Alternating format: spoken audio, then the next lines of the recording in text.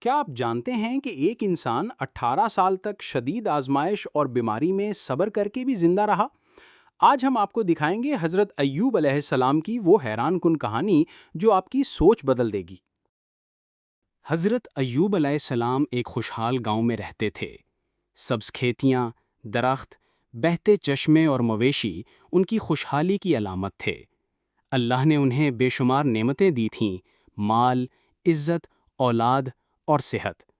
حضرت ایوب علیہ السلام ہمیشہ اللہ کا شکر ادا کرتے اور اپنی فیملی کے ساتھ خوشی سے وقت گزارتے۔ لیکن اللہ نے ان کی آزمائش کا آغاز کیا۔ کھیتیاں تباہ ہو گئیں، جانور مر گئے اور مکان گر گیا۔ سب سے زیادہ دکھ کی بات یہ تھی کہ ان کی اولاد ایک ایک کر کے دنیا سے رخصت ہو گئی۔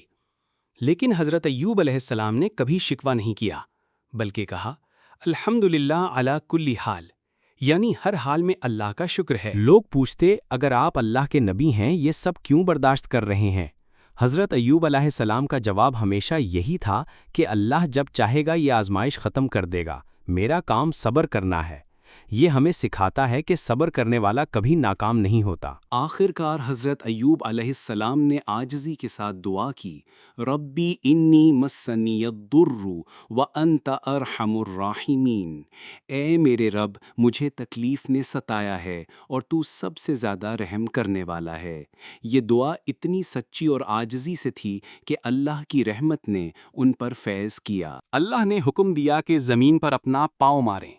جیسے ہی حضرت ایوب علیہ السلام نے ایسا کیا، زمین سے ٹھنڈا پانی پھوٹ پڑا۔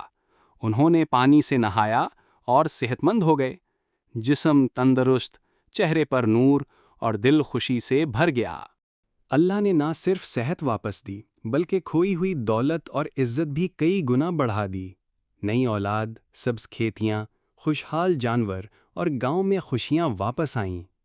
حضرت ایوب علیہ السلام کی کہانی ہمیں سکھاتی ہے کہ اللہ صبر کرنے والوں کے ساتھ ہے اور ہر آزمائش کے بعد آسانی آتی ہے۔